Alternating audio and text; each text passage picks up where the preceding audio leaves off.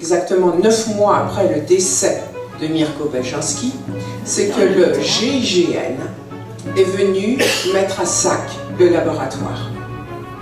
Ils ont arrêté mon père, ils ont arrêté ma mère, ils ont arrêté tous les médecins et les pharmaciens qui travaillaient avec mon père. C'était une opération classifiée secret défense. Et en principe, tout s'arrêtait là.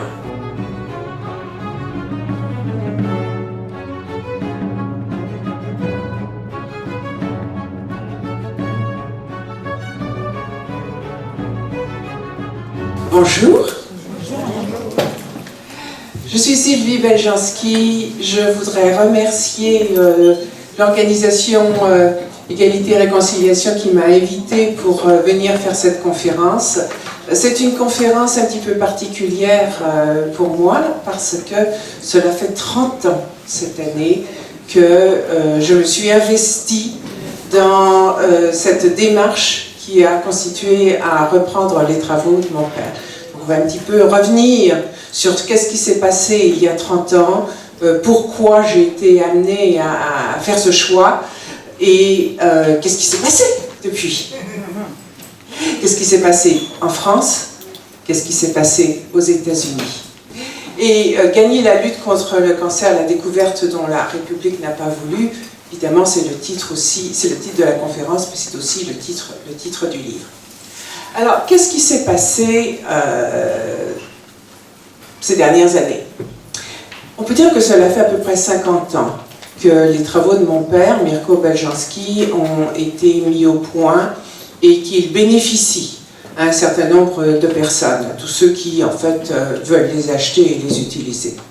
À peu près un demi-siècle.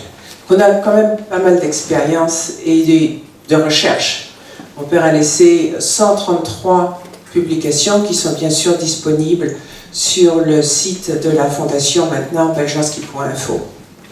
Comme je vous l'ai dit, ça fait 30 ans que je me suis investie dans ce projet pour continuer cette recherche, qu'elle ne disparaisse pas. Cela fait à peu près 25 ans maintenant que nous avons créé la Fondation Beljanski aux États-Unis. La mission de la Fondation Beljanski était spécifiquement de continuer la recherche et donc de pouvoir aussi faire des événements pour partager les résultats de cette recherche. Et puis à peu près 18 ans que nous avons accumulé des publications avec des universités américaines et de merveilleux résultats que je vais partager avec vous aujourd'hui. Alors, qu'est-ce qui s'est passé il y a 30 ans? Eh bien, il y a 30 ans, mon père, Mirko Beljanski, aidait François Mitterrand à finir son deuxième mandat. Au début des années 90, Mitterrand avait été diagnostiqué avec un cancer avancé de la prostate et le docteur officiel de l'Élysée lui avait dit qu'il n'allait pas finir son deuxième mandat, qu'on allait lui donner de la morphine et qu'il fallait préparer le pays à des élections anticipées. Mais comme vous le savez, Mitterrand avait une petite amie qui connaissait un médecin qui avait de bons résultats avec le cancer de la prostate en particulier.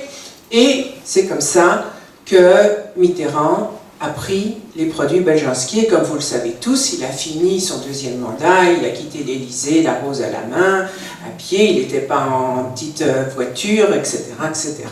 C'est seulement quelques mois plus tard qu'il a décidé de mettre fin à sa vie. Fait l'euthanasie.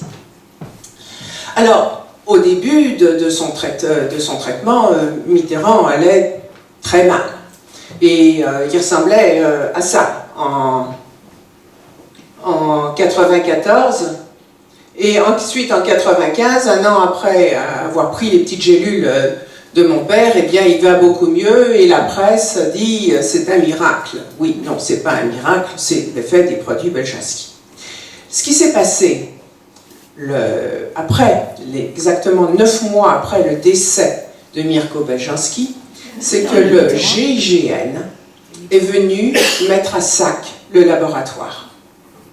Ils ont arrêté mon père, ils ont arrêté ma mère, ils ont arrêté tous les médecins et les pharmaciens qui travaillaient avec mon père. C'était une opération classifiée secret défense. Et en principe, tout s'arrêtait là.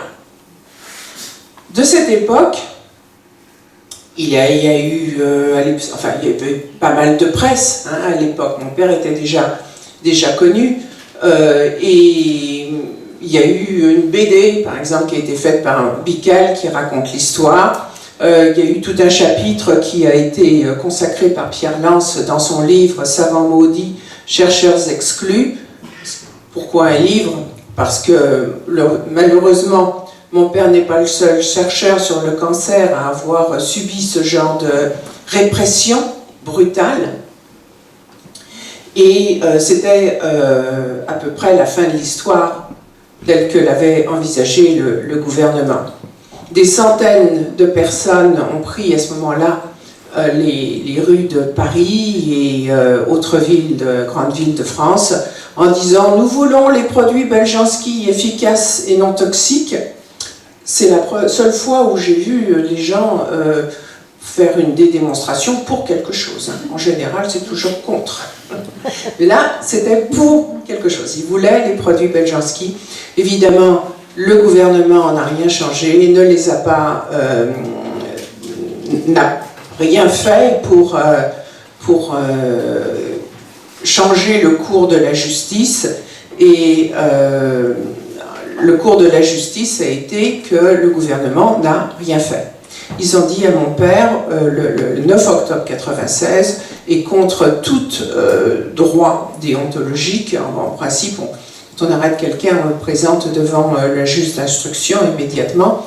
Là, ils ont dit à mon père, vous allez rester, c'est trop tard, vous allez rester dans le laboratoire, et puis on viendra demain vous chercher.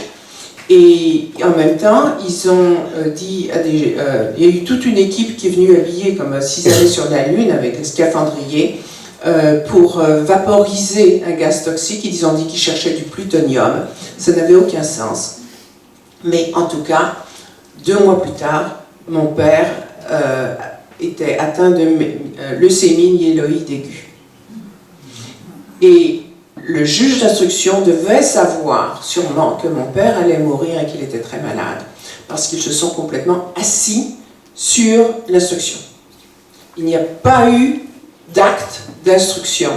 Et mon père se désespérait, parce que lui, il croyait en la justice, et il pensait que si seulement on lui donnait l'opportunité de se défendre, eh bien, il allait pouvoir tout expliquer, tout justifier, et que ce serait la fin de ce cauchemar et de son contrôle judiciaire. Mais le juge d'instruction faisait traîner. Et un jour, en 1998, mon père m'a dit « Mais il doit y avoir quelque chose à faire, c'est pas possible ». Et j'ai dit, bah écoute papa, la seule chose à laquelle je puisse penser, c'est d'aller devant la Cour européenne des droits de l'homme. Et il m'a dit à ce moment-là, je veux qu'on y aille. Et donc en 1998, on est allé devant la Cour européenne des droits de l'homme, qui est à Strasbourg. Et la façon dont l'État français s'est défendu a été absolument lamentable. Lamentable. Ils n'ont absolument rien expliqué, rien justifié. Et évidemment, ils ont perdu à l'unanimité. Et c'est ainsi qu'on a eu l'arrêt Beljanski contre France, rendu à l'unanimité en 2002. Alors, à partir de là, on peut se dire, oui, bon, peut-être ils avaient quelque chose de bien meilleur et de bien plus efficace en France, qui pouvait justifier qu'ils ne veuillent pas de ce qu'ils appelaient poudre de perlimpinpin. Et quand on voit quand même, en même temps la réalité, c'est que ce qu'ils avaient n'a pas permis d'éradiquer le cancer. Il y en a en fait de plus en plus des cancers. Et quand on en arrive au cancer du sein, la France tient le pompon. Alors en France, 10 ans après le premier diagnostic, 15 à 20% des cancers récidivent. Ils ne sont pas bien traités. Le cancer des jeunes est en augmentation. Je fais une revue de presse, hein, j'invente rien. Une augmentation en même temps des maladies auto-immunes, qui sont l'opposé, mais de la même chose, en fait, que le cancer. Maladie auto-immune et cancer, dans les deux cas, c'est le système immunitaire qui ne fonctionne plus correctement. Le cancer, le système immunitaire laisse se développer des cellules qu'il devrait tuer. En maladie auto-immune, le système immunitaire attaque des cellules qu'il devrait reconnaître comme saines.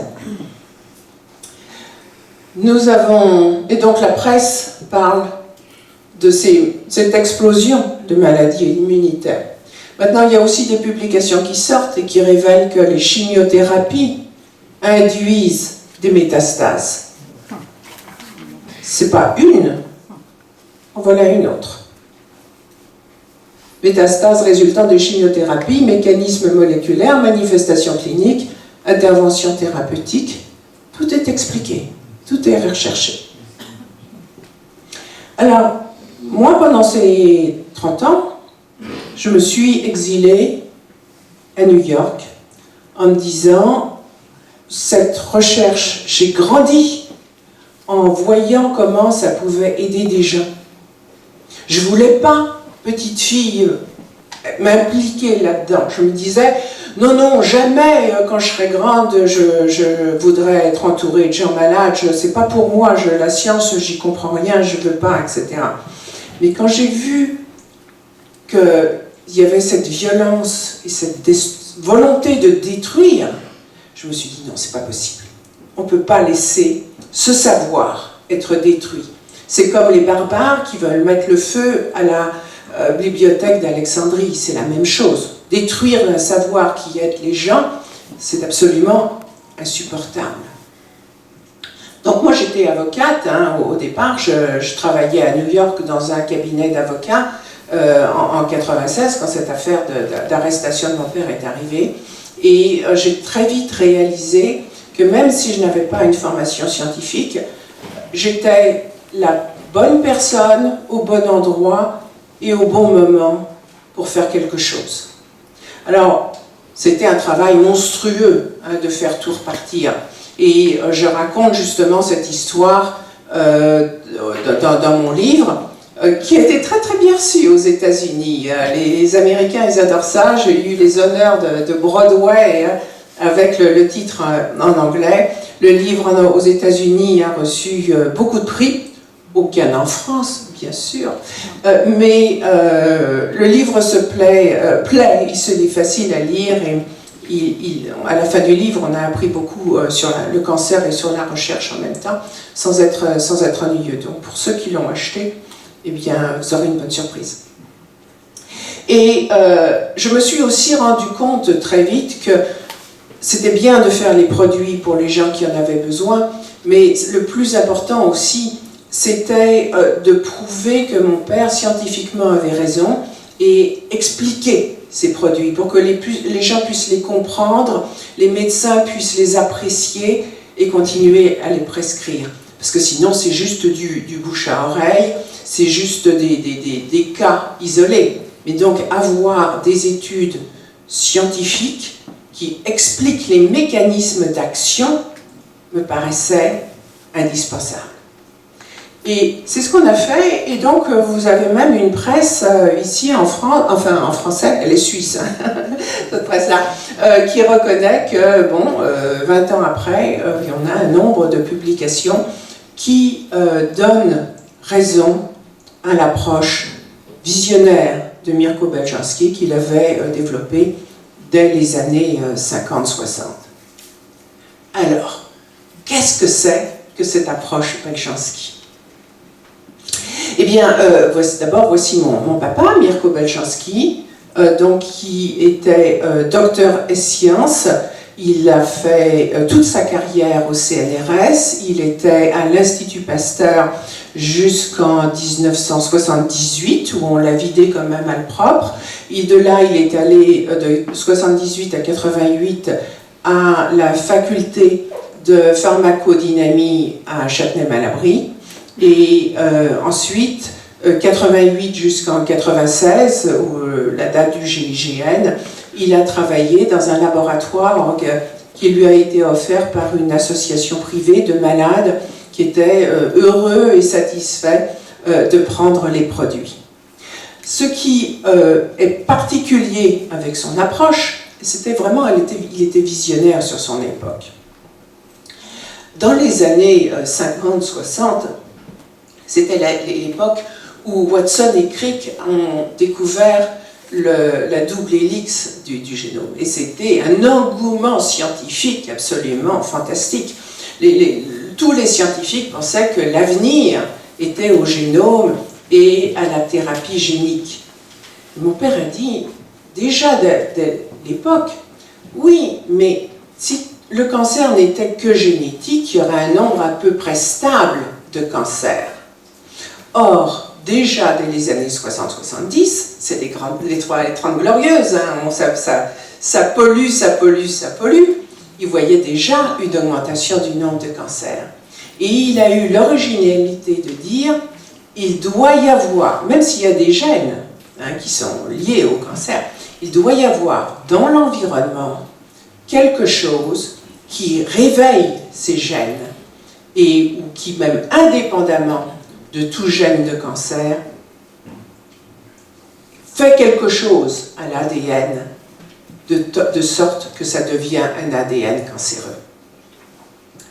Et donc la théorie de Mirko Beljanski, c'est qu'il y a une différence fondamentale entre l'ADN, qui est représenté donc par cette fameuse double hélice avec les liaisons hydrogènes qui tiennent bien ensemble les deux brins d'ADN, et ici l'ADN cancer, où les liaisons hydrogènes sont cassées et les deux brins ne sont plus tenus entre eux, et à ce moment-là,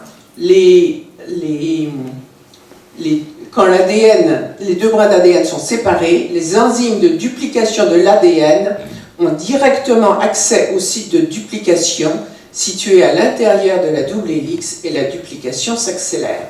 Donc quand c'est ouvert, parce qu'il n'y a plus les liaisons hydrogènes, ici ça s'emballe et ça fait des tumeurs.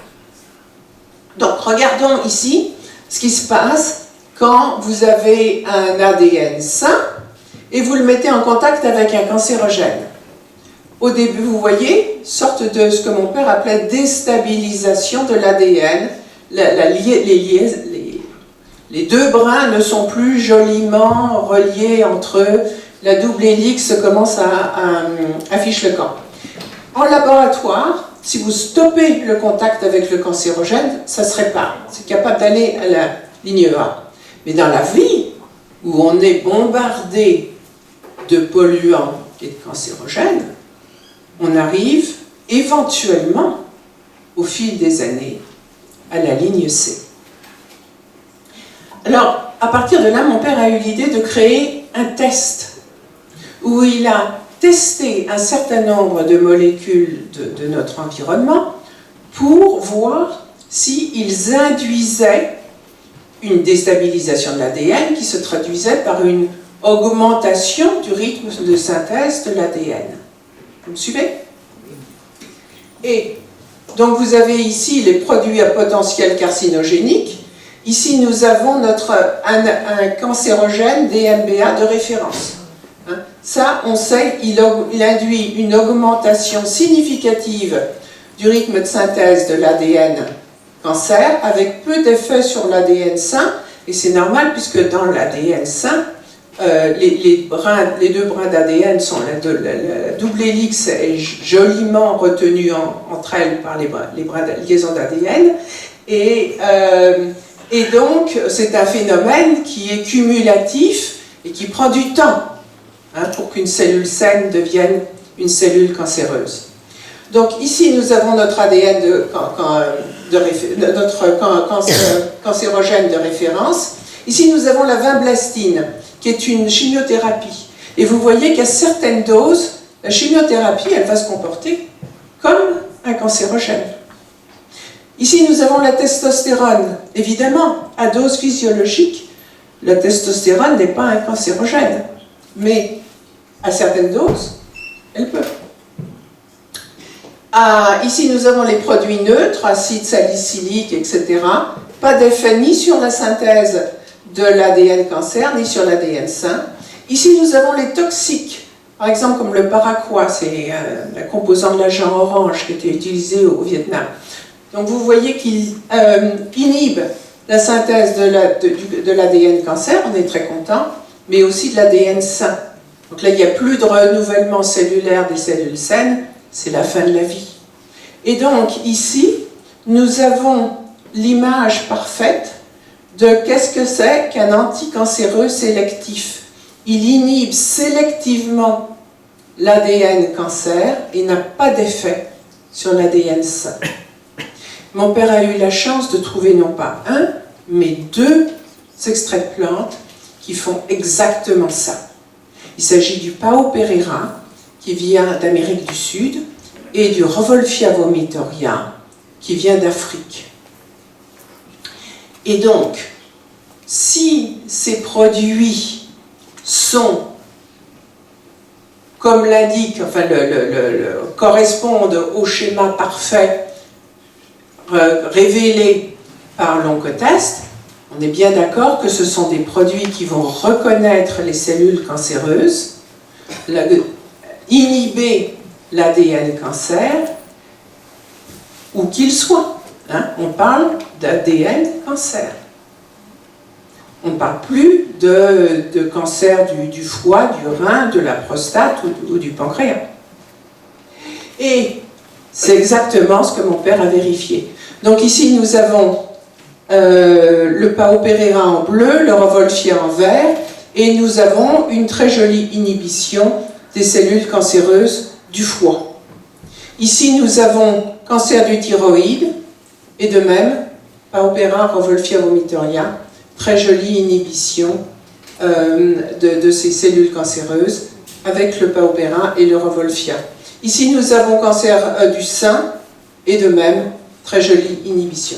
Donc mon père a laissé cette publication qui dit que ici le Pao Pereira inhibe 16 différentes lignées cancéreuses sans effet sur les cellules saines. Alors vous allez me dire, oui d'accord, théoriquement, mais à quoi ça ressemble? On a envie de voir. Eh bien voici au microscope. Comment ça fait? Eh bien, on voit que l'extrait de Pao Pereira, qui est naturellement fluorescent, reste à l'extérieur des cellules saines. Il ne les pénètre pas. Mais ici, nous avons des cellules de glioblastome, et vous voyez que la fluorescence a pénétré le nucléus des cellules cancéreuses, les a envahies. C'est encore plus visible en lumière UV. Vous voyez comme la lumière, vraiment, se précipite sur ces cellules cancéreuses et ne va nulle part ailleurs. Ne va nulle part ailleurs. Elle ne va pas se promener ailleurs. Elle va se précipiter sur ces cellules cancéreuses et elle va, techniquement, en induire l'apoptose, c'est-à-dire la mort programmée. Alors, le Revolfia vomitoria, je ne vais pas trop vous en parler, ça marche tout aussi bien. On a fait toutes les études depuis 30 ans pour montrer que ça marchait tout aussi bien, mais vous êtes en Europe. Et l'Europe vient de décider que ce produit qui a été utilisé par Mitterrand il y a 30 ans, eh bien, on va l'interdire en Europe parce que c'est un novel food, un aliment nouveau. Donc mon père a été poursuivi il y a 30 ans pour avoir mis au point ce produit, mais 30 ans après, c'est comme si ce produit n'avait jamais existé. Et c'est un aliment nouveau auquel vous ne pouvez pas avoir droit en Europe. Maintenant, bon, la Suisse, l'Angleterre, si vous avez des contacts, c'est pas l'Europe. Alors, nous, ce qu'on a fait, et je vais surtout vous parler donc, du Pao Pereira, mais encore une fois, on a fait toutes les recherches aussi sur le Revolfia, on a voulu démontrer qu'effectivement, ce principe que ça reconnaît l'ADN des cellules cancéreuses et que ça va donc tuer les cellules cancéreuses où qu'elles soient, était confirmé, et on voulait confirmer ça avec des universités indépendantes qui reprendraient ce travail. Et donc vous avez ici le cancer, une publication sur du Pao Pereira, ça c'est un travail qu'on a fait à Columbia University sur le cancer de la prostate, ici cancer des ovaires, ici cancer colorectal, ici cancer du pancréas. Toutes les publications dont je vous parle aujourd'hui, j'ai bien conscience que c'est en tout petit sur l'écran et que vous ne voyez pas, toutes ces publications sont disponibles sur le site de beljanski.info. Vous pouvez les retrouver, vous pouvez les imprimer, vous pouvez les partager, vous pouvez en parler à votre docteur s'il a l'esprit ouvert. Mais toutes les publications sont des publications dans des revues à comité de lecture, et on ne peut pas dire que c'est de la poudre de perlimpinpin. Nous avons aussi voulu montrer que ça fonctionnait à différents stades du cancer. Et donc ici nous avons l'exemple du cancer de la prostate, et nous avons ici une publication indiquant que le Pao Pereira atténue l'hyperplasie bénigne de la prostate sur les rats, et en expliquant que ça inhibe justement le 5-alpha-réductase. Donc on a une inhibition de l'inflammation et on a le mécanisme d'action. Ici, nous avons donc le cancer full-blown, hein, le cancer qui s'est développé, et donc toujours sur le cancer de la prostate, et nous avons une publication disant que le Pao Pereira, le flavopérérine, qui est l'extrait, enfin l'actif de l'extrait de Pao Pereira, détruit les cellules cancéreuses. Ici, nous avons un cancer avancé de la prostate qui ne répond plus au traitement hormonal, et nous voyons que malgré l'agressivité de ces cellules cancéreuses PC3, eh bien, notre petit Pao Pereira les détruit complètement. Je voudrais revenir sur l'inflammation, parce que l'inflammation, c'est très important. L'inflammation, c'est le lit de tas de maladies. C'est la prévention, l'inflammation. Donc, on a démontré l'activité anti-inflammatoire du Pao Pereira. Cette inflammation, elle conduit, si on la laisse grandir, à plein de maladies. Suivant votre terrain, vous allez développer plutôt l'une que l'autre. Mais la cause est commune, c'est cette inflammation. Et donc avec le Pao Pereira, ce qu'on a vu, c'est qu'on avait une action anti-inflammatoire au niveau de la prostate, mais aussi systémique dans tout le corps. Mais revenons à la prostate. J'ai une question pour vous. Qui a déjà vu une prostate de souris? Non? J'ai une surprise pour vous. Voilà des prostates de souris. Une prostate normale, une prostate enflammée,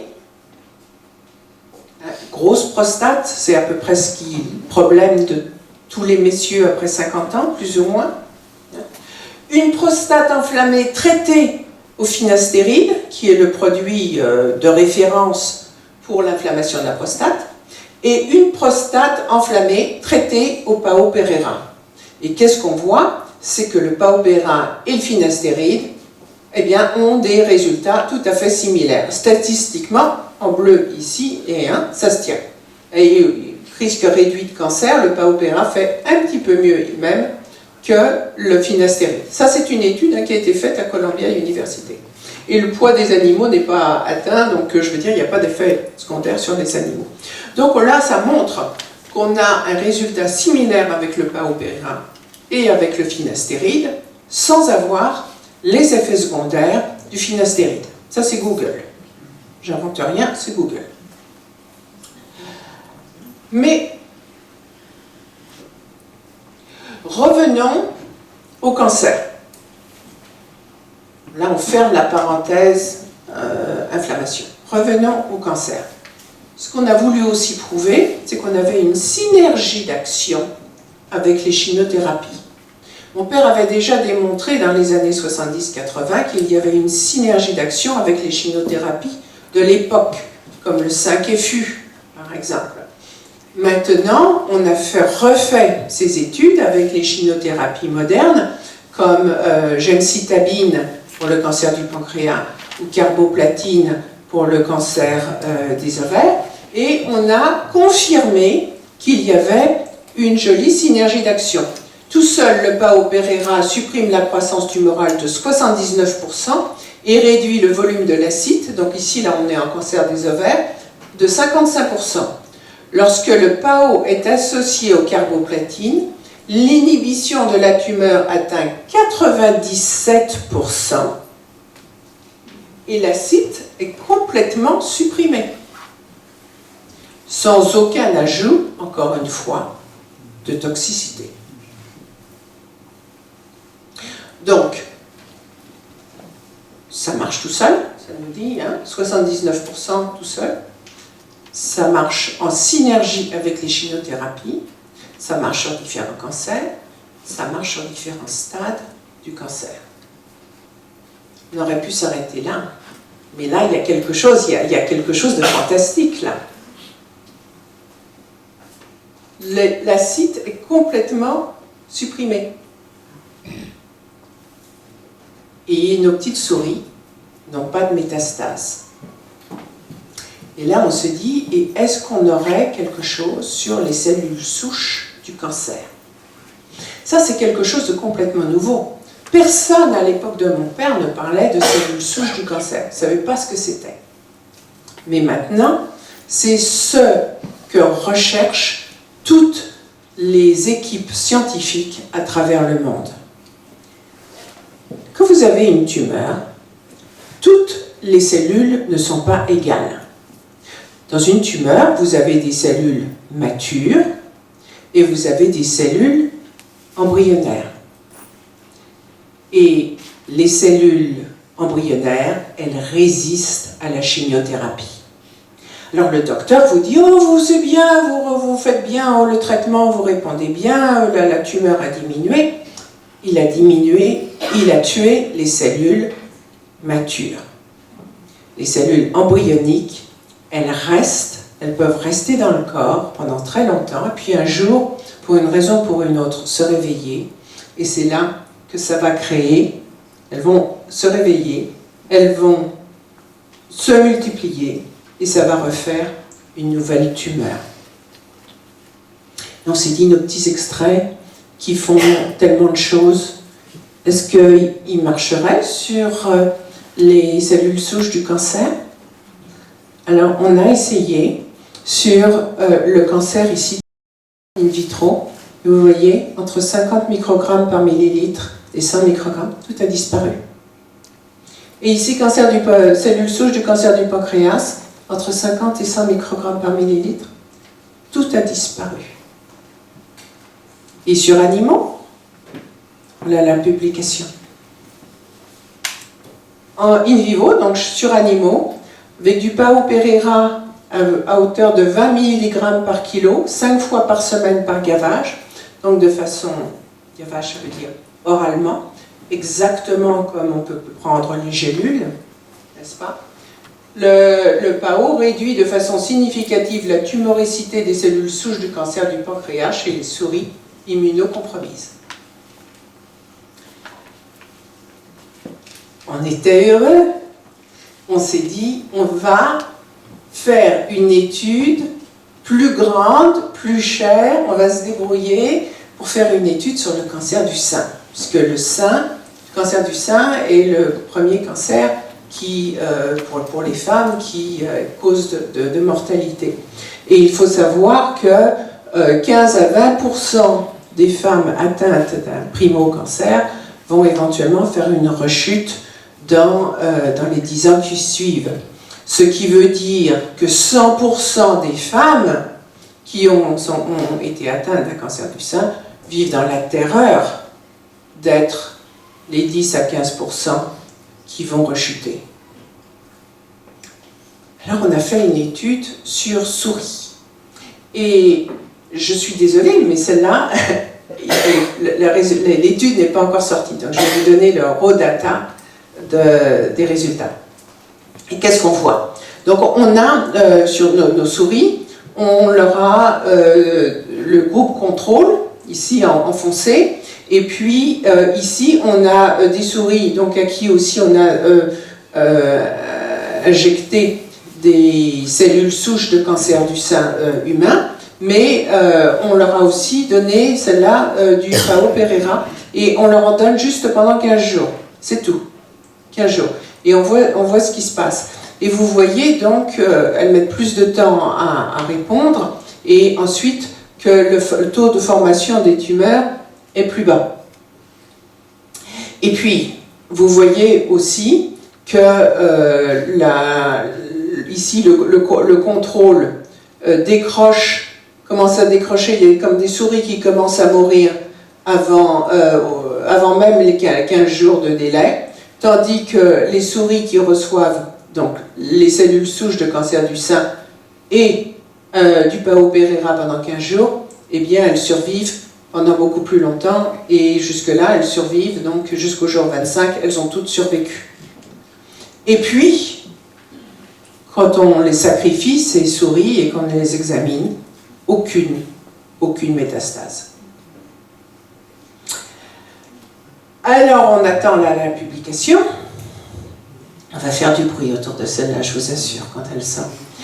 Et on est déjà en train d'essayer de financer une publication sur le cancer, les cellules souches du cancer de la prostate. Hein, là aussi, il y a un homme sur 6, ou à peu près 20 à 30% des hommes, qui feront une rechute au bout de 5 ans, après avoir eu un cancer de la prostate. Donc, si on peut faire une différence, eh bien, essayons. Et pour ça, eh bien, c'est l'Amérique.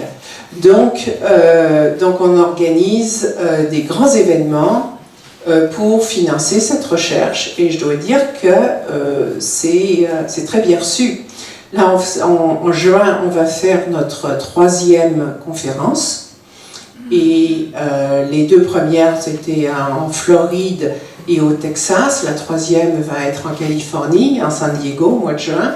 Et donc, nous avons eu l'année dernière plus de 300 personnes présentes, plus 200 en visioconférence. On a des panels de docteurs, etc.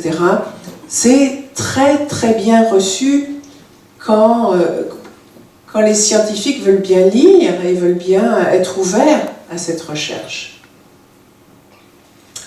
Avant qu'on passe à autre chose, et pour en finir avec le Pao Pereira, je voudrais vous dire aussi que le Pao Pereira a un effet antiviral. C'est quelque chose d'important. Là, vous avez, donc ça date de l'époque de mon père, cette étude, vous avez une feuille de tabac et qui a été exposée au virus de la mosaïque du tabac. Vous voyez comment le haut de la feuille est dévoré par le virus, mais le bas de la feuille, il avait badigeonné ça avec de l'extrait de Pao Pereira, et il n'y a pas de trou dans la feuille.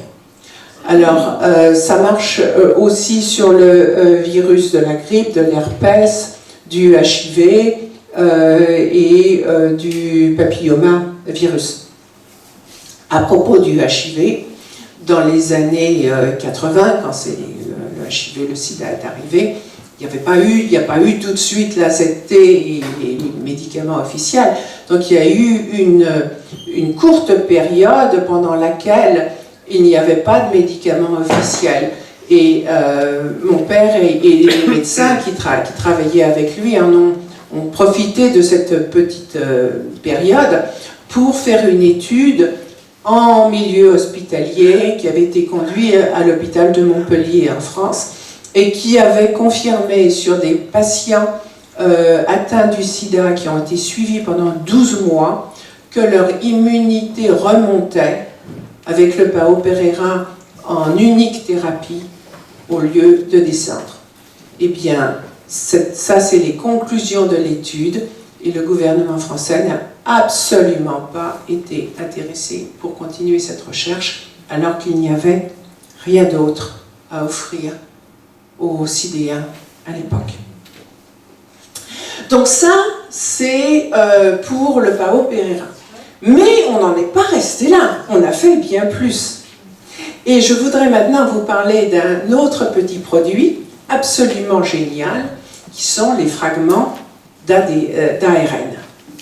Et ces fragments d'ARN, ils sont faits pour supporter l'immunité et ils sont indispensables en accompagnement d'une chimiothérapie. Comme vous le savez, j'en suis sûre, la chimiothérapie a beaucoup d'effets indésirables. Les chimiothérapies tuent les cellules cancéreuses, entre autres. En fait, elles ne tuent les cellules qui se divisent rapidement. Donc, les cellules cancéreuses, dont l'ADN est ouvert, n'est-ce pas, se divisent rapidement, se multiplient et se divisent rapidement. Mais nous avons aussi un certain nombre de cellules sanguines qui se reproduisent aussi rapidement. Les globules, vous êtes une usine à globules blancs. Les globules blancs durent seulement que quelques jours et il faut refaire tout le temps des globules blancs. Et les plaquettes, qui sont les cellules sanguines qui servent pour le sang, l'aide à coaguler, aussi, elles ne durent que quelques jours. Et donc, très souvent, les globules blancs, qui sont le cœur de notre immunité, et les plaquettes sont détruits en dommage collatéral par la chimiothérapie. Donc, oui, c'est ça, c'est ce que je vous disais. Le globule rouge vivent 100 à 120 jours, les globules blancs ne vivent que 2 jours et les plaquettes une dizaine de jours. Donc, en fait, il faut tout le temps produire. Notre corps doit toujours produire et remplacer ces cellules. Et comment est-ce qu'il le fait? Eh bien, comme vous le savez, toute l'immunité commence par l'intestin. Et donc, au niveau de l'intestin, les nutriments sont absorbés à travers la paroi intestinale. Ça va jusqu'au sang, qui amène ça à la moelle osseuse. Et la moelle osseuse est une usine à faire des cellules sanguines. Donc, elle fait toutes les globules blancs et les plaquettes. Et quand vous avez une chimiothérapie qui les détruit au fur et à mesure, plus un intestin abîmé, des nausées, etc., eh bien vous n'êtes pas en état d'avoir une usine à globules blancs et à plaquettes qui fonctionne correctement. Donc mon père a eu l'idée de faire un court-circuit. Un court-circuit? Non, on ne dit pas court-circuit, un raccourci. Un raccourci, voilà. Un raccourci. Donc, il a eu l'idée de faire des petits brins d'ARN qui proviennent d'une bactérie qui est reconnue naturellement dans l'intestin et qui va favoriser la synthèse de la chaîne lente de l'ADN de la moelle osseuse. Et donc, vous avez ici in vitro, vous voyez le rythme de synthèse normale de la moelle osseuse. Et quand vous ajoutez ces petits fragments d'ARN, vous voyez que cette synthèse est vraiment décuplée. Donc, une publication donc, de l'époque aussi, expliquant que ces fragments d'ARN, qui sont techniquement des nucléotides, sont des nutriments essentiels. Alors, comment ça se passe in vivo? Ici, nous avons aussi, toujours à l'époque de mon père, une étude sur lapins. Ces lapins, on a 2 groupes, un groupe contrôle en jaune et un groupe qui reçoit les fragments d'ARN. Tous les lapins reçoivent de très grosses doses de cyclophosphamide, qui est une chimiothérapie extrêmement agressive. Tous les lapins dans le groupe contrôle meurent au bout de 10 jours. Les lapins qui reçoivent la chimiothérapie plus les fragments d'ARN, chaque fois qu'il y a une chimio, évidemment ça descend, mais chaque fois qu'il y a des fragments d'ARN, ça remonte, ça remonte, ça remonte, ça remonte, ça remonte, et à la fin de l'expérience, tous les lapins qui avaient reçu les fragments d'ARN étaient toujours vivants. Alors, on a eu la chance aux États-Unis de pouvoir faire aussi un essai clinique surhumain en hôpital, en milieu hospitalier, à Cancer Treatment Centers of America. Et ce qui les intéressait là surtout, c'est la thrombocytopénie, c'est-à-dire le manque de plaquettes. Donc ces cellules sanguines qui vont permettre au sang de coaguler et éviter les hémorragies.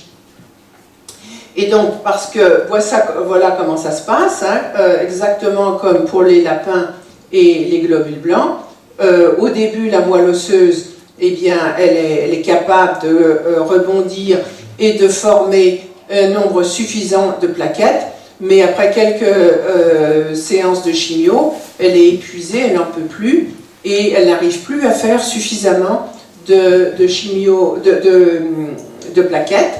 Et là, c'est ce qu'on la maladie donc, de la thrombocytopénie qui se traduit par des hémorragies internes et ça se passe très mal. Donc nous avons ici un patient qui a reçu donc, à Cancer Treatment Centers of America plusieurs chimiothérapies avant de commencer. Il est à la limite de manque de plaquettes, mais dès qu'on lui donne des fragments d'ARN, 20 mg au début, ça remonte. Alors il va très très bien. On décide de tenter de lui donner 40 mg, pas d'effet secondaire, ça va très très bien. On lui donne 60 mg, pas d'effet secondaire, il va très très bien. Et on lui donne 80 mg, pas d'effet secondaire, il va très très bien. Et donc ça montre que le produit est efficace et qu'il est très très bien supporté. Donc là c'était l'exemple d'un patient, mais en fait il y en avait 17 dans cette étude et qui a conduit à cette publication, donc qui considère que ce produit est on a fait une augmentation de dose et qu'il n'y avait aucun problème. Aucun patient sous fragment d'ARN n'a dû subir de diminution dans le dosage de leur traitement de chimio.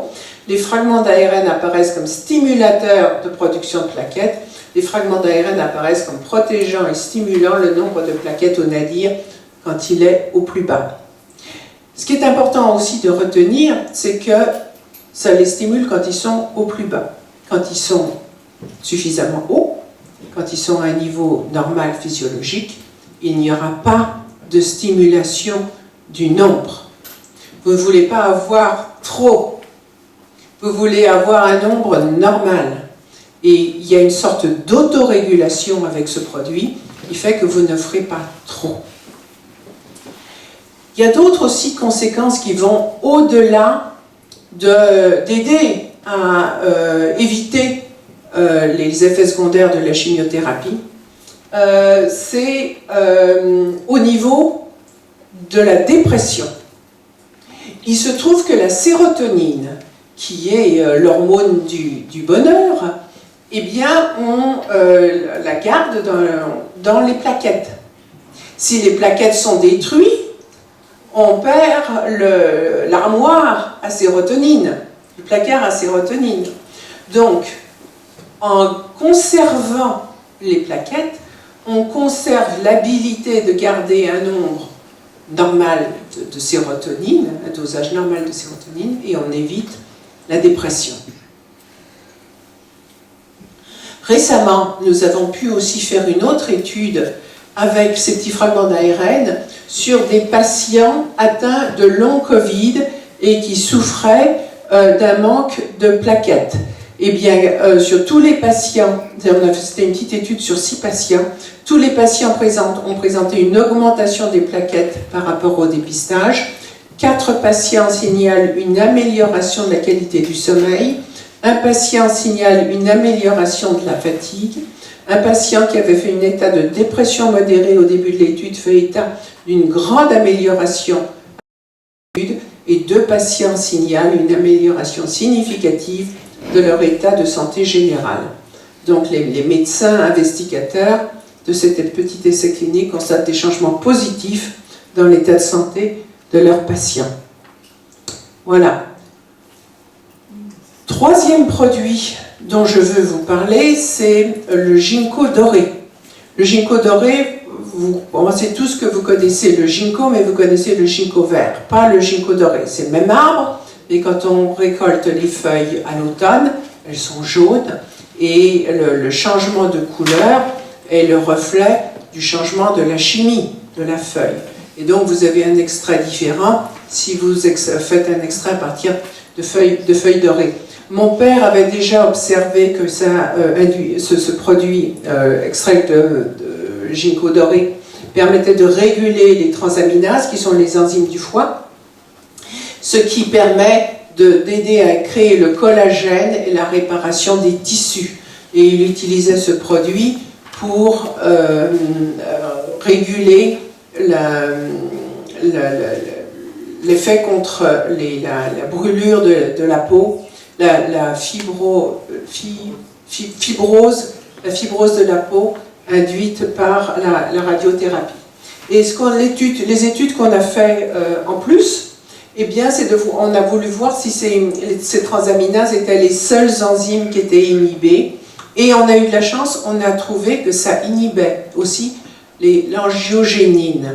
L'angiogénine, c'est cette autre enzyme qui permet aux cellules cancéreuses de créer de nouveaux vaisseaux sanguins. Ils ont besoin de créer des nouveaux vaisseaux sanguins pour attirer beaucoup de nutriments, en particulier beaucoup de sucre, et aussi pour essaimer vers d'autres organes. Donc en inhibant l'angiogénine, on coupe les vivres et on les empêche d'aller se promener vers d'autres organes. Et donc voilà la publication, ce travail a été conduit à Kansas University Medical Center. Finalement, et pour terminer, le thé. Alors je sais qu'il y a eu, il y a quelques années, j'ai fait une conférence quand les études sur le thé sont sorties, et France TV, France Info m'a démoli en disant que je prétendais guérir le cancer avec le thé, sans études, etc. Alors qu'ils ont pris une photo, il y avait toutes les études derrière, mais enfin bon. C'est pour ça que je partage avec vous, je ne pense pas que le thé en soi, surtout que ce n'est pas un extrait, ait la même puissance, le même intérêt que les autres produits, mais si vous buvez quelque chose de chaud tous les jours, autant boire de l'oncotie, et je vais vous expliquer pourquoi.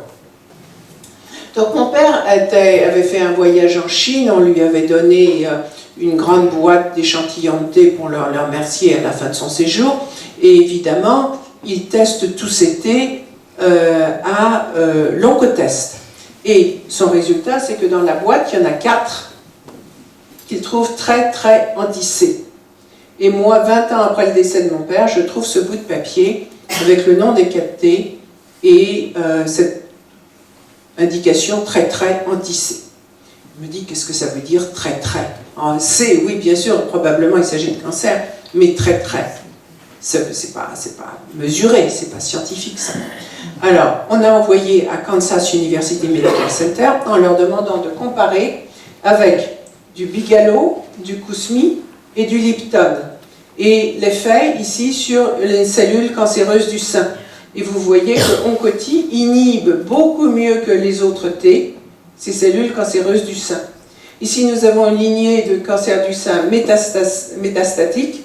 Et vous voyez que Oncoti, et ben là, il se déchaîne, il fait en plus la lignée cancéreuse est agressive et plus le thé est efficace.